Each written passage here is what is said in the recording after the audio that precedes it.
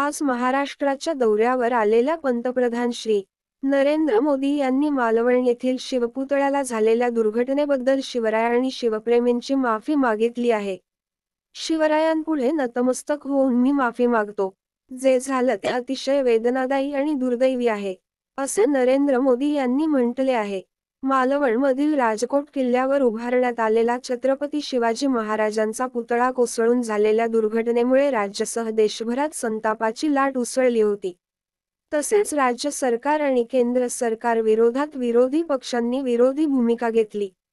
दरम्यान आज महाराष्ट्राच्या दौऱ्यावर आलेल्या पंतप्रधान श्री नरेंद्र मोदी यांनी मालवण येथील शिवपुतळ्याला झालेल्या दुर्घटनेप्रकरणी शिवराय आणि शिवप्रेमींची माफी मागितली।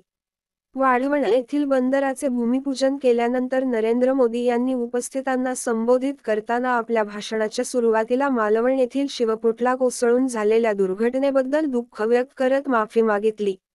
नरेंद्र मोदी म्हणाले की काही दिवसांपूर्वी जे सिंधुदुर्गमध्ये झालं ते अत्यंत दुर्दैवी होतं। माझ्यासाठी आणि माझ्या सहकारी यांच्यासाठी शिवाजी महाराज फक्त नाव नाही आहे। आमच्यासाठी छत्रपती शिवाजी महाराज हे केवळ महाराजा किंवा महापुरुष नाही आहेत, तर आमच्यासाठी छत्रपती शिवाजी महाराज हे आराध्य दैवत आहेत। म्हणून मी आज माझे आराध्य दैवत असलेल्या छत्रपती शिवाजी महाराज यांच्या चरणावर मस्तक झुकवून माफी मागतो। ते पुढे म्हणाले की आमचे संस्कार वेगळे आहेत। आम्ही ते लोक नाही जे या भारत मातेच्या या भूमीवरील वीर सुपूत स्वातंत्र्यवीर सावरकर यांच्याबद्दल अपशब्द बोलत असतात, त्यांचा अपमान करता असतात, देशभक्तांच्या भावनेला चिरडतात। स्वातंत्र्यवीर सावरकरांबद्दल अपशब्द वापरूनही माफी मागायला तयार होत नाही। महाराष्ट्राच्या जनतेने आता त्यांचे संस्कार जाणून घ्यावेत।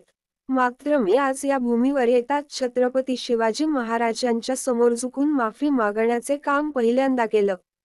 तसेच जे लोक छत्रपती शिवाजी महाराज यांना आपलं आराध्य दैवत मानतात, त्यांच्या मनाला या दुर्घटनेमुळे ज्या वेदना झाल्या आहेत, त्यांचीही मी नमवून क्षमा मागतो। माझे संस्कार वेगळे आहेत। आमच्यासाठी आमचे आराध्य दैवत शिवाजी महाराजांपेक्षा मोठं काहीच नाही, असे नरेंद्र मोदी यांनी सांगितले। अशा प्रकारच्या नवनवीन व्हिडिओ आणि चालू घडामोडी पाहण्यासाठी TV7 न्यूज मराठी महाराष्ट्र या चॅनेलला लाईक आणि सबस्क्राईब करा।